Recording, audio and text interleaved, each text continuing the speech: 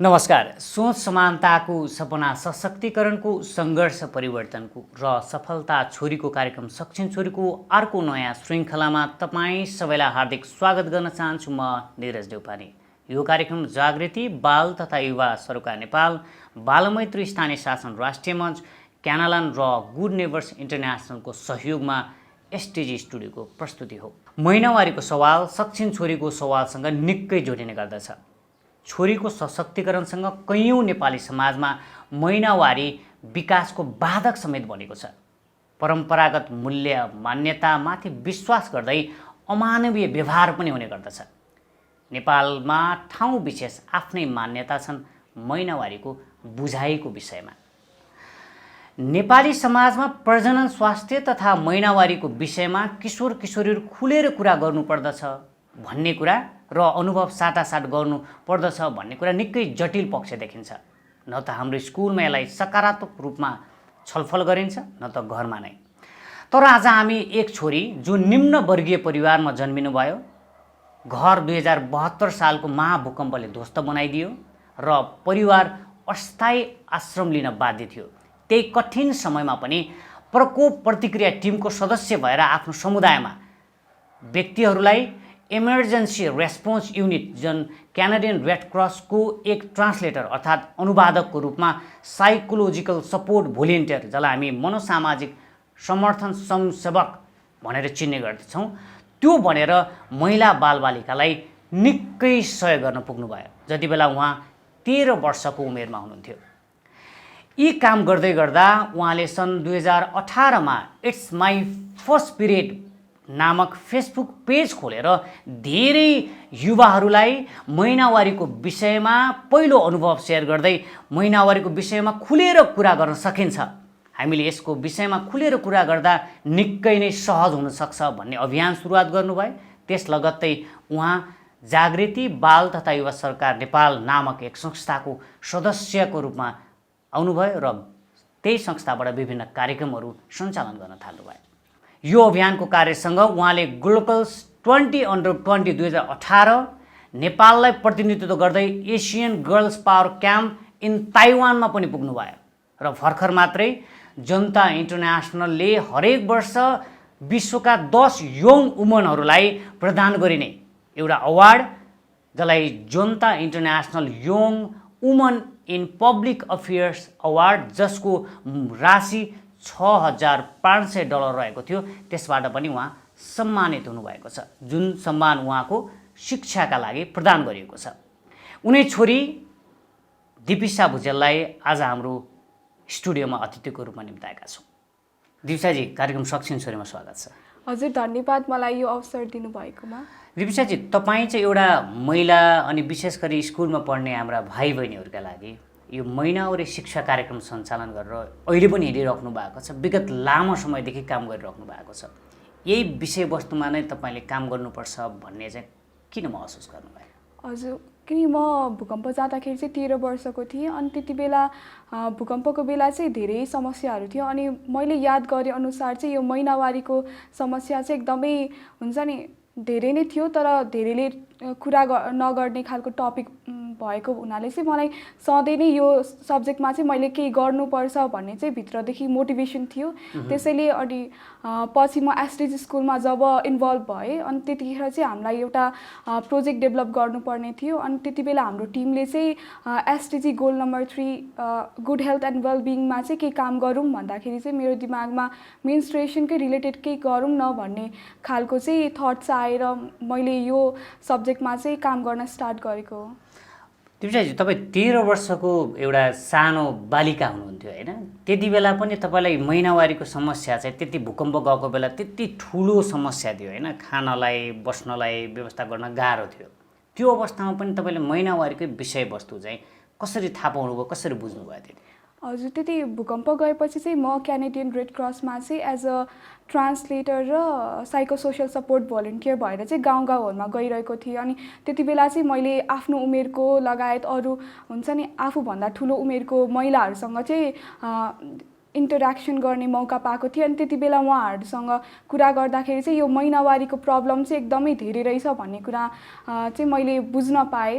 अनि स्कुलमा पनि अब साथीहरूसँग कुरा गर्दाखेरि चाहिँ कति धेरैको घरहरूमा चाहिँ कति यही महिनावारी सम्बन्धी धेरै प्रब्लम भएको हुनाले चाहिँ मलाई त्यति बेलादेखि नै हुन्छ नि यो महिनावारी भन्ने पनि एकदमै यो एउटा प्रब्लम नभएर चाहिँ महिनावारीले गर्दाखेरि चाहिँ सामाजिक रूपमा चाहिँ धेरै डिस्क्रिमिनेसनहरू चाहिँ फेस गर्नुपर्ने रहेछ वुमनहरूलाई। अनि त्यो के अरे प्याडहरूको समस्याले गर्दाखेरि यो एउटा जटिल प्रब्लम बन्न पुगेको रहेछ। अनि त्यति बेलादेखि नै मलाई यो चाहिँ यो अभियानमा लाग्नुपर्छ भन्ने कुरा चाहिँ तपाईँले त्यति बेला नै मोटिभेट गरे हैन, त्यति बेला एउटा अवसर पाउनु भयो। सँगसँगै अहिले यो अरू विषयमा अलिक कुरा गरौँला। जस्तै अहिले कोभिड-19 को बेला पनि तपाईँ विशेष गरी एउटा प्रशिक्षक भएर स्थानीय प्रतिनिधिहरूलाई पनि मानसिक स्वास्थ्य, महिनावारी, परिवार नियोजनको विषयका तालिमहरू पनि प्रदान गर्दै हिँड्नु भएको छ। के सिकाइराख्नु भएको छ अहिले पनि? हजुर, यो तालिम चाहिँ आकाशा एकाडेमीबाट गरिएको हो। अनि त्यसमा चाहिँ हामीले गोकर्णेश्वर म्युनिसिपालिटीको चाहिँ सुन्ताखान भन्ने गाउँपालिकामा गएर गरेका थियौँ। त्यहाँ चाहिँ अब जनप्रतिनिधिहरू हुनुहुन्छ नि, वडा अध्यक्षहरू, अब हेल्थ पोस्टको इन्चार्जहरूलाई बोलाएर चाहिँ हामीले हाम्रो अब के अरे WHO हरूबाट चाहिँ सङ्कलन गरिएका इन्फर्मेसनहरूलाई चाहिँ एउटा प्रेजेन्टेसन बनाएर उहाँहरूलाई चाहिँ त्यो सम्बन्धी जानकारी दिने अनि उहाँहरूसँग पनि इन्टरेक्सन गरेर हामीले पनि केही ज्ञान लिने चाहिँ यो ट्रेनिङबाट गरिरहेका छौँ। अनि त्यहाँ चाहिँ के कुराहरू सिकाउनु भयो, के भन्नुभयो अनुभव? त्यहाँ चाहिँ अब कोभिड-19 देखि लिएर हरेक टपिक हुन्छ, तर मैले चाहिँ विशेष गरी महिनावारी तथा परिवार नियोजन अनि मानसिक स्वास्थ्यको विषयलाई चाहिँ थप जोड दिएको थिएँ। म मात्र नभएर त्यहाँ डक्टर, नर्सहरू पनि हुनुहुन्छ, प्रशिक्षकहरू। अनि हामीले चाहिँ त्यो सबै टपिकलाई चाहिँ एज अ होल बनाएर यो ट्रेनिङमा चाहिँ उहाँहरूलाई नलेजहरू दिइरहेका छौँ। ओके, सँगसँगै तपाईँले अहिले त मेन्सुरेसन प्रोजेक्टमा पनि आबद्ध हुनुहुन्छ हैन? धेरै ठाउँ घुम्नु भएको छ प्रोजेक्टको कार्यक्रमहरू लाग्दा। त्यहाँ चाहिँ यो प्रोजेक्टमा चाहिँ के गर्नुहुन्छ? अब यो प्रोजेक्ट भन्नाले चाहिँ यसलाई नेपाल्स इबीको जर्मन एनजिओ हो, नेपाल्स इबी भन्नाले भनेको चाहिँ। अनि नेपाल्स इबीको मेन्सुरेसन प्रोजेक्टमा चाहिँ मैले काम गरिरहेको छु। अनि यो मेन्सुरेसन प्रोजेक्टको मेन काम भनेको चाहिँ हामी अहिले नेपालमा नै लोकल्ली हुन्छ नि, अहिलेसम्म नेपालमा लोकल्ली अब हाम्रो जति पनि प्याडहरू प्रोडक्सन हुन्छ नि त्यो सबै र मेटेरियलहरू चाहिँ बाहिरबाट इम्पोर्टेड हुन्छ। जुन कच्चा पदार्थहरू हुन्छ नि त्यो सबै बाहिरबाट इम्पोर्ट भएको कारणले चाहिँ एकदमै महँगो पर्ने अनि सबैमा चाहिँ एक्सेस पनि नभएको। त्यसैले चाहिँ हाम्रो टिम मिलेर चाहिँ यसलाई नेपालमै लोकल लेभलमा चाहिँ कसरी बायोडिग्रेडेबल प्याड बनाउन सकिन्छ भन्नेमा चाहिँ हामी रिसर्च गरिरहेका थियौँ। अनि त्यो रिसर्च चाहिँ सक्सेसफुल भएर अहिले हामीले फर्स्ट प्रोटोटाइप पनि डिजाइन गरिसकेका छौँ। र त्यसमा चाहिँ हाम्रो जुन केरा हुन्छ नि, केराको बोट, त्यसको खम्बा त हरेकचोटि हार्भेस्ट त्यो केरा निकालिसकेपछि त्यो खम्बा त काम लागेन नि त, अनि सधैँ फाल्नुहुन्छ। अनि त्यो कृषिबाट उत्पादन भएको फोहोरलाई चाहिँ हामीले हाम्रो मुख्य कच्चा पदार्थको रूपमा चाहिँ लिएका छौँ।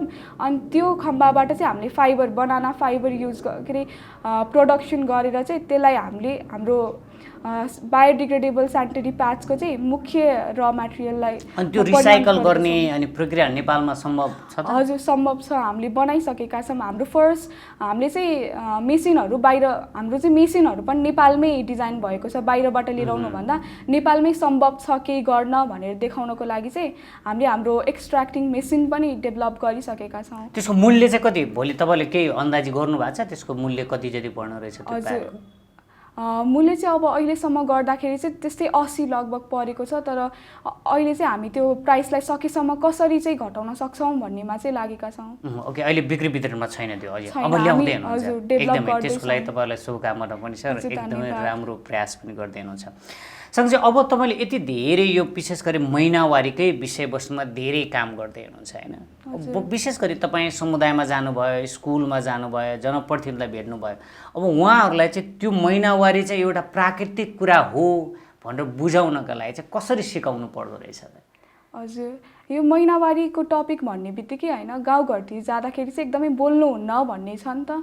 अनि फर्स्टमा जाँदाखेरि त उहाँहरूले स्वीकार्नु नै हुँदैन कि हामी यो विषयमा कुरा गर्न चाहँदैनौँ नै भन्नुहुन्छ। नि हामीले बिस्तारै सम्झाएपछि चाहिँ यसको पुरै प्रोसेसहरू हुन्छ नि, अब भित्र हाम्रो शरीरमा चाहिँ के हुन्छ भनेर उहाँहरूलाई राम्ररी बुझाउँदाखेरि चाहिँ उहाँहरूले ए यस्तो पो रहेछ भनेर हुन्छ नि हामीलाई स्वीकार्न थाल्नुहुन्छ।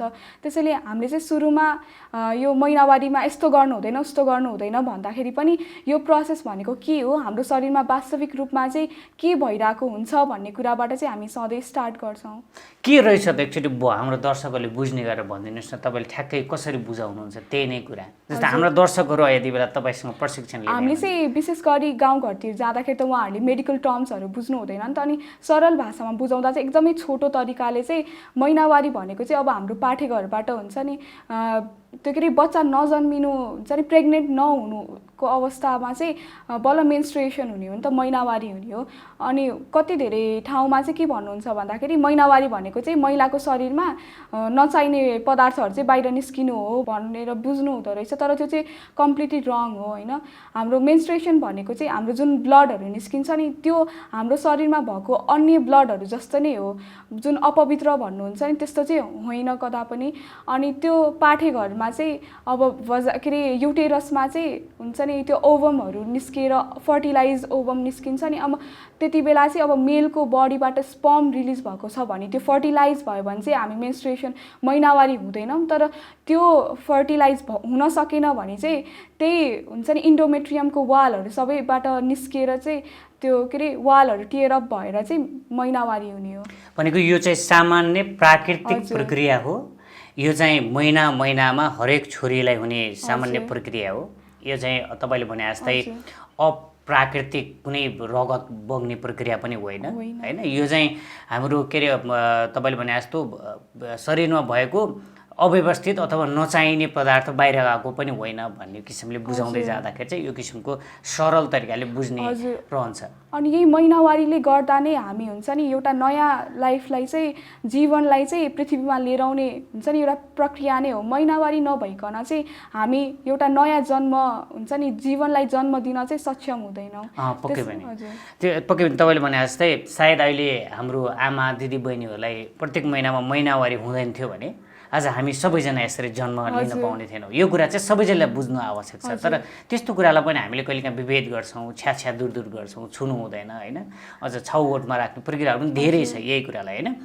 सो अब तपाईँले यो कुरा सिकाउँदाखेरि तपाईँको अनुभवमा कतिको प्रभावकारिता छ? तपाईँ जस्तो छोरी मान्छे नै यो महिनावारीको शिक्षाहरू दिँदै हिँड्दाखेरि कतिको प्रभावकारिता महसुस गर्नुभएको छ?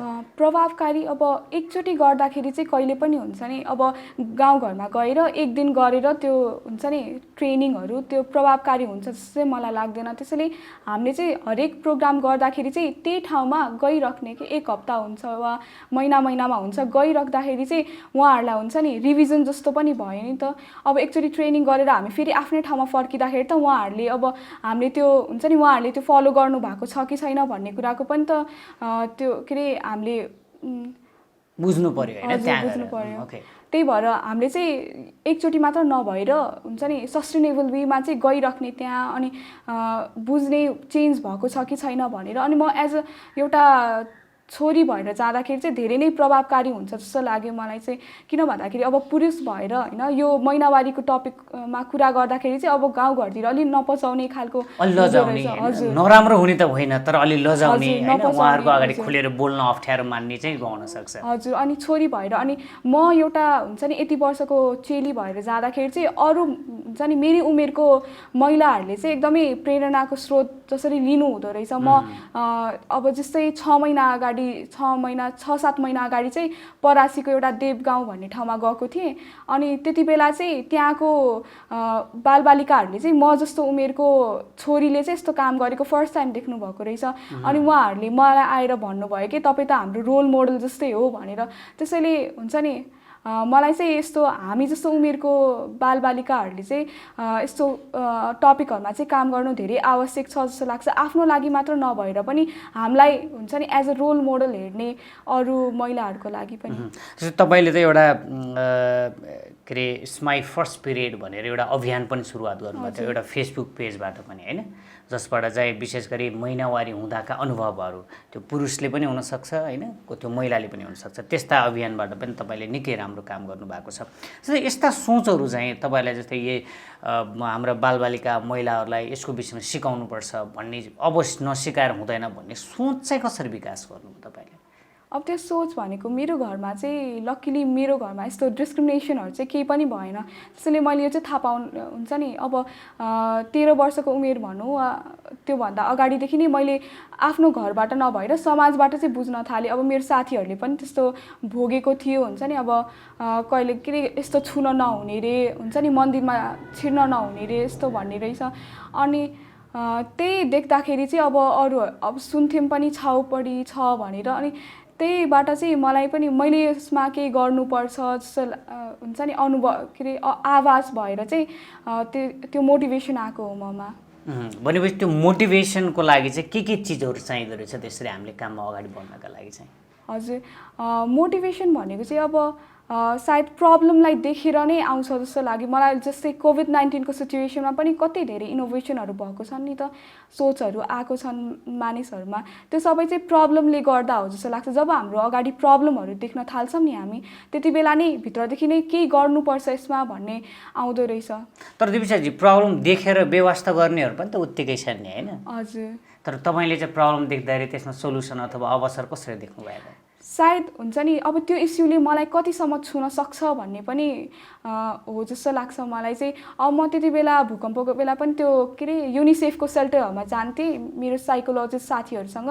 अनि त्यति बेला त्यहाँ कति धेरै महिलाहरू आउनुहुन्थ्यो, अनि उहाँहरू सबैको एउटै कमन प्रब्लम भनेको चाहिँ महिनावारी नै थियो कि महिनावारीलाई कसरी व्यवस्थापन गर्ने भनेर चाहिँ। अनि त्यसले गर्दा पनि कति रोगहरूबाट उहाँहरू सफर गरिराख्नु भएको थियो। अनि त्यसले चाहिँ मलाई एकदमै छुन्थ्यो उहाँहरूको पर्सनल स्टोरीले। त्यही भएर चाहिँ मैले यसमा काम गर्नुपर्छ भन्ने मोटिभेसन चाहिँ डेभलप गरेको हो आफूमा। भनेपछि तपाईँले चाहिँ अरूको समस्या देखेर त्योमा काम गर्नुपर्छ भन्ने फिल गर्नुभयो कि आफूलाई भएको कुरा हो? होइन, म आफैलाई त कहिले पनि भएको छैन, किन भन्दाखेरि मेरो परिवार चाहिँ एकदमै हुन्छ नि यस्तो कुरालाई चाहिँ विश्वास गर्नुहुन्न। त्यसैले मैले आफैले पर्सनल चाहिँ कहिले पनि यो फेस गरेको थिइनँ। तर मेरो साथीहरूबाट अनि मैले काम गर्न जाने क्षेत्रहरूमा चाहिँ यस्तो देखेको हुनाले चाहिँ मैले यो क्षेत्रमा काम गर्नुपर्छ भन्ने चाहिँ मोटिभेसन डेभलप गरे। एकदमै तपाईँले यो मोटिभेसन तपाईँले गर्नुभएको काम सबै तपाईँ जस्ता छोरीहरूका लागि निकै सान्दर्भिक कुरा पनि छ। अहिले हाम्रो समाजका लागि पनि त्यत्तिकै सान्दर्भिकता छ। सँगसँगै तपाईँले धेरै सम्मानहरू पनि पाउनुभयो, होइन? तपाईँले अवार्डहरू पनि पाउनु भएको छ।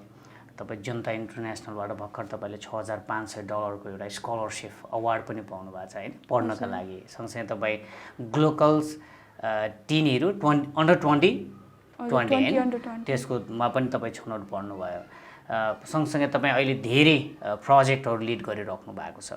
यो अहिले जुन तपाईँले त्यो 13 वर्षको उमेरमा तपाईँले सुरुवात गर्नुभयो, तर अहिलेसम्म पनि त्यही कामको आधारमा गरेका स्टेपहरूको आधारमा यति धेरै सम्मान पाउँदा तपाईँलाई कस्तो महसुस भइरहेछ? सम्मान पाउँदा त हुन्छ नि पक्कै नै निकै खुसी लागेको छ। तर खुसी भन्दा पनि थप जिम्मेवारीहरू चाहिँ बढेको जस्तो लाग्छ कि अब मैले यो इस्युमा अझै धेरै काम गर्नुपर्छ, अझै धेरै मान्छेहरूकोमा चाहिँ पुग्नुपर्छ हुन्छ नि। यो इस्युमा मैले यति धेरै वर्षदेखि काम गरेँ पनि धेरै चेन्जेसहरू देखेको छैन नि त। अब चाहिँ मैले हुन्छ नि धेरै चेन्जेसहरू देखिने खालको काम गर्नुपर्छ भन्ने चाहिँ जिम्मेवारी थपिएको छ। अनि त्यो कामहरू थपेपछि के गर्न सुरुवात गर्नुभएको छ त जिम्मेवारीलाई? हजुर, थपिएको छ भनेर बसेर त हुँदैन होला। हजुर, अझै प्रोजेक्टहरूमा चाहिँ लागिरहेको छु। अनि मेरो त्यो इट्स माई फर्स्ट पिरियड भन्ने जुन फेसबुक पेज छ नि, जहाँ चाहिँ हामीले महिनावारी भएको हुन्छ नि महिलाहरूको चाहिँ महिनावारीको अनुभवहरू चाहिँ सेयरिङ गर्छौँ, त्यही प्लेटफर्मलाई चाहिँ एउटा भिजुअल स्टोरी टेलिङ प्लेटफर्म चाहिँ बनाउने जमर्कोमा छौँ म लगायत मेरा अन्य सदस्य टिमका अन्य सदस्यहरू। अनि अनि त्यो पछि चाहिँ अहिले यो नेपाल्स इभी भन्ने जर्मन एनजिओबाट नै हामीहरू चाहिँ अलि प्रोजेक्टमा धेरै खटिरहेका छौँ हुन्छ नि। अझै एक्टिभ भएर चाहिँ अब चाहिँ हामीले सकेसम्म चाँडै यो हाम्रो प्रडक्ट चाहिँ अगाडि मार्केटमा लिएर आउनुपर्छ। अनि अझै धेरै त्यो एक्सेस नभएका जनताहरूलाई चाहिँ हामीले एक्सेसिबल बनाउनुपर्छ। उहाँहरूलाई चाहिँ यो प्याड चाहिँ सजिलै अलिकति कम मूल्यमा, होइन? यद्यपि नेपाल सरकारले अहिले हरेक विद्यालयमा सेनिटरी प्याडहरू निःशुल्क वितरण गर्ने कार्यक्रम पनि ल्याइसकेको छ, त्यो एकदमै राम्रो छ। सँगसँगै हाम्रा आमाहरू जो दिदीबहिनीहरू जो अलिकति विकट ठाउँमा हुनुहुन्छ, जो अलिकति पहुँचमा हुनुहुन्छ, उहाँहरूका लागि पनि सहज बनाउने प्रयास गर्दै हुनुहुन्छ। सँगसँगै तपाईँ एउटा छोरी भएर यति धेरै यो अवस्थामा जुन चाहिँ हाम्रो नेपाली समाजको एउटा परम्परागत सोच, होइन, महिनावारी भनेको चाहिँ हुँदाखेरि छुनु हुँदैन, मन्दिरमा जानु हुँदैन, जनाइ लागेका मान्छेलाई छुनु हुँदैन होइन, देउता लाग्छन् होइन, देउता चढ्छन् भन्ने यो मानसिकता भएको समाजमा तपाईँ छोरी भएर यो विषयमा खुलेर कुरा गर्नुपर्छ भन्ने आवाज उठाउँदै गर्दा अप्ठ्यारो फिल हुँदैन? हजुर, अब घरबाट चाहिँ त्यस्तो अप्ठ्यारो नभए पनि मलाई समाजबाट चाहिँ धेरै नै छ। अब हुन्छ नि सबैले पोजिटिभ रूपमा लिन्छन् भन्ने छैन नि त। हरेक एस्पेक्टको चाहिँ हरेक चिजको चाहिँ दुईवटा एस्पेक्ट हुन्छ नि त, एउटा नेगेटिभ र पोजिटिभ। त्यसैले मैले पनि धेरै नकारात्मक अब हुन्छ नि रेस्पोन्सहरू पाएको छु। अब धेरै के अरे उमेर भएका महिलाहरूले त विरोध गर्छन् के हुन्छ नि। अब हामी यति वर्षदेखि चाहिँ यो सबै मान्दै आएका हो, अनि अहिलेको जेनेरेसनले चाहिँ अचानक आएर यस्तो भन्दा हामी हुन्छ नि स्वीकार्दैनौँ भन्ने खालको पनि कुरा गर्नुभएको छ। भनेको के अरे भर्खर आएका केटाकेटीले हामीलाई सिकाउने भन्ने टाइपको पनि आउनु सक्छ होइन, त्यो चुनौती निकै छ अझै पनि होइन। अनि तराईको समाजमा जाँदाखेरि चाहिँ छोरीहरूलाई अलि हुन्छ नि अर्कै नजरले हेर्दो रहेछन्। अनि त्यति बेला चाहिँ एकदमै गाह्रो हुन्छ कि फर्स्टमा जाँदाखेरि, अनि काम गर्दै जाँदा चाहिँ बिस्तारै सहज हुँदै जान्छ। भनेपछि तपाईँको यो काम सहज बन्दैछ अहिलेसम्म। सो सँगसँगै तपाईँले सानै उमेरदेखि यो अभियानमा लाग्नुभयो होइन। तपाईँलाई पहिलाको दिपिसा जति बेला तपाईँ सानै उमेरमा यो अभियान सुरु गर्दाको दिपिसा र आजको दिपिसामालाई हाम्रो परिवार, समाज अनि देशले कसरी हेर्छ? अब त्यो त मान्छे हुन्छ नि व्यक्ति अनुसार होला होइन। कसैले अब राम्रै रूपमा हेर्छन्, कसैले चाहिँ किन यस्तो उमेरमा नै पढाइ छोडेर हिँडिरहेको होला भन्ने खालको प्रतिक्रिया पनि उहाँहरूको बुझाइ होइन। हजुर, त्यो त अब मैले परिवारबाट त एकदमै सपोर्ट पाएको छु अहिलेसम्म होइन। उहाँहरूकै सपोर्टले गर्दाखेरि आज यस्तो बन्न पुगेको छु। तर धेरै हुन्छ नि आलोचनाहरू पनि पाएँ मैले आफ्नो आफन्तहरूबाट। तपाईँ यो अभियान लाग्दा यो पनि त ठुलो पढाइ हो नि त होइन, यो त सिकाइ हो नि त होइन। स्कुलमै गएर किताब पढ्नु नै हाम्रो लागि पढाइ त होइन नि त होइन। सँगसँगै तपाईँले यसरी पढ्नु भनेको पनि धेरै सिकाइ हो होइन। तपाईँले पढाइ पनि निरन्तरता दिइराख्नु भएको छ के अरे? हजुर, दिइरहेको छु। ओके, अब तपाईँ लगभग कार्यक्रमको हामी धेरै धेरै अन्त्यतिर आउँदैछौँ। जस्तै अरू तपाईँ जस्तै युवा साथीहरू जो यस्तो विषयमा बोल्न चाहनुहुन्न, जो लजाउनुहुन्छ, उहाँहरूको लागि चाहिँ के भन्न चाहनुहुन्छ तपाईँ? हजुर, अहिलेको के अरे हाम्रो जेनेरेसन भनेको चाहिँ अलि हुन्छ नि आफूमा सेल्फ डाउट्स भएको कि मैले यो गर्न सक्दिनँ कि भनेर अलि अकमकाउने खालको हुन्छन् होइन। त्यसैले हुन्छ नि फर्स्टमा केही कुरा स्टार्ट गर्दाखेरि चाहिँ आफूमा नै कन्फिडेन्स डेभलप गर्नु एकदमै आवश्यक रहेछ होइन। अनि आफूले चाहिँ कहिले पनि आफूलाई अन्डर एस्टिमेट हुन्छ नि कम ठान्ने चाहिँ गर्नु हुँदैन रहेछ। आफूलाई ठिक लागेको हुन्छ नि इस्युमा चाहिँ काम गरिहाल्नु पर्ने रहेछ, बोल्नु पर्ने रहेछ। कहिले पनि हुन्छ नि सेल्फ डाउट हुन्छ नि आफूमा नराख्नु पर्ने रहेछ। भनेको आफूलाई सेल्फ मोटिभेट गर्नु पर्यो। तर गाह्रो छ नि त दिपिसाजी, काम गर्न त तपाईँले भने जस्तो मोटिभेट गर्न, राम्रो मान्छे बन्न त कसलाई रहर छैन होला। हजुर, तर गाह्रो छ नि त, कसरी त्यो गाह्रोलाई कसरी हटाउने त? अब त्यो गाह्रोलाई भनेको त अब आफैबाट सुरुवात गर्ने होला। हुन्छ नि मलाई चाहिँ लाइफको सबैभन्दा धेरै मोटिभेसन हुन्छ नि अब जति नै खतरा मोटिभेसनल स्पिकरले हामीलाई मोटिभेट गर्न चाहे पनि हाम्रो सबभन्दा बिगेस्ट मोटिभेसन भनेको चाहिँ भित्रबाट नै पलाउनु पर्ने रहेछ। हुन्छ नि जबसम्म भित्रदेखि नै म यो इस्युको लागि काम गर्न चाहन्छु भन्ने मोटिभेसन आउँदैन नि तबसम्म हामीलाई जति नै सहज वातावरण भए पनि हामीले काम गर्न सक्दैनौँ। ओके भने त्यसमा महत्त्वपूर्ण भूमिका तपाईँले भने जस्तो अघि परिवारको पनि त्यत्तिकै महत्त्वपूर्ण भूमिका हुन्छ, सँगसँगै सरकारको पनि हुन्छ हैन? हजुर, सरकारको त धेरै नै हुन्छ। भन्नुस् त?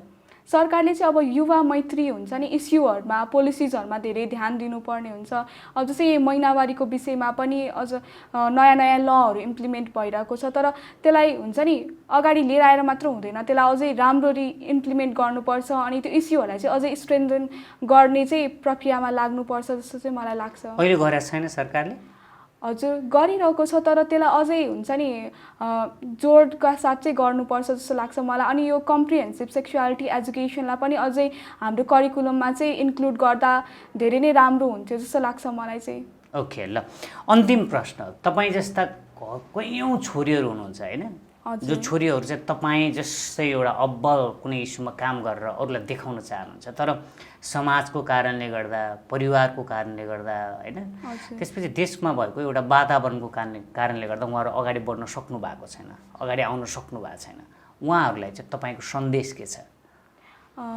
सन्देश भन्दाखेरि पनि मैले जे सिकेँ नि मेरो एक्सपिरियन्सबाट त्यो भनेको चाहिँ आफूमा हुन्छ नि हामी अब मलाई पनि धेरै नै हुन्छ नि चुनौतीहरू आएका थिए। म एउटा छोरी भएर चाहिँ हुन्छ नि कति धेरै अवसरहरू मैले पाउन सकिनँ।